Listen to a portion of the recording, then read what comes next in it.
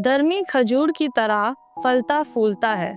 मधुरिम सुप्रभात। मेरे प्रिय भाइयों बहनों, युवा साथियों और प्यारे बच्चों, स्वागत है आप सभी का ट्रिनिटी क्रॉनिकल्स के वचन सन्मार्ग के प्रातः बेला की श्रृंखला में। आज की आशा का वचन आहार स्तोत्र ग्रंथ अध्याय 92 पद संख्या 13 से 14। यह वचन धार्मिक जीवन के फलदायी होने का प्रतीक है। जैसे खजूर का वृक्ष बढ़ता है और फल देता है, वैसे एक धर्मी व्यक्ति का जीवन भी प्रभु की कृपा से फलता फूलता है। धर्म और सदाचार से भरा जीवन हमेशा उन्नति और समृद्धि लाता है, चाहे परिस्थितियां कैसी भी हो। यह वचन हमें यह आश्वासन देता है कि जब हम धार्मिक और नेक कार्य करते हैं, तब हमारे जीवन में स्थिरता और समृद्धि आती है। धर्मी व्यक्ति का जीवन एक उदाहरण बन जाता है, जिससे अन्य लोग प्रेरणा लेते हैं। यह वचन हमें यह सिखाता है कि हमारे नेक कार्य न केवल हमें बल्कि हमारे आसपास के लोगों को भी प्रेरित करते हैं। धर्मी का जीवन प्रभु की महिमा को प्रतिबंध करता है और उसका फल हमेशा दूसरों के लिए आशीर्वाद बनता है।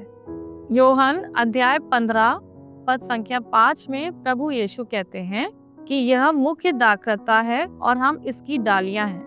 जो उनके साथ जुड़े रहते हैं वे आत्मिक रूप से फलवंत होते हैं। उनसे अलग होकर हम कुछ भी नहीं कर सकते। जो परमेश्वर में स्थिर रहते हैं उनके जीवन में हमेशा फल होता है। यह वचन हमें आशा और दृढ़ता के साथ जीवन जीने की प्रेरणा देता है। हम अपने विश्वास द्वारा जीवन प्राप्त करते हैं। यह वचन हमें याद दिलाता है कि हम धर्म और सदाचार के मार्ग हमें हमेशा उन्नति की ओर ले जाता है और हमें यह प्रभु की कृपा से ही होता है। जब हम इस वचन पर विचार करते हैं तो हमें अपने जीवन को धर्म और सत्य के मार्ग पर आगे बढ़ाने की प्रेरणा मिलती है। ईश्वर सब कुछ का मूल कारण, प्रेरणा, स्रोत तथा लक्ष्य है। उसी को अनंत काल तक महिमा। आमीन।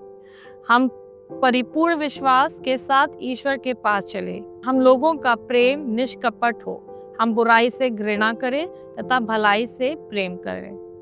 क्या आप इस ईश वचन जो जीवंत और शाश्वत है विश्वास करते हैं कि धर्मी खजूर की तरह फलता फूलता है?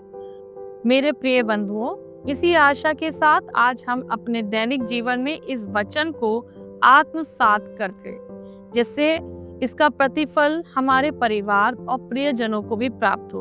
भातृ प्रेम का ऋण छोड़कर हम किसी के ऋणी ना बने। हे पिता, हमें पवित्र आत्मा से भर दे ताकि हमारे तन मन वही शाश्वत आनंद की खोज सदा करे।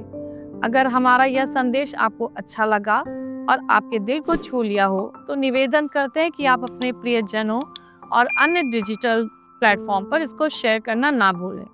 आपका दिन शुभ, सफल और खुशी से भरा हो एवं आपका और आपके प्रियजनों का जीवन प्रभु के आध्यात्मिक परिवेश के संपर्क में हमेशा बना रहे। यही मंगल कामना हम सबके लिए करते हैं। शुभ दिवस।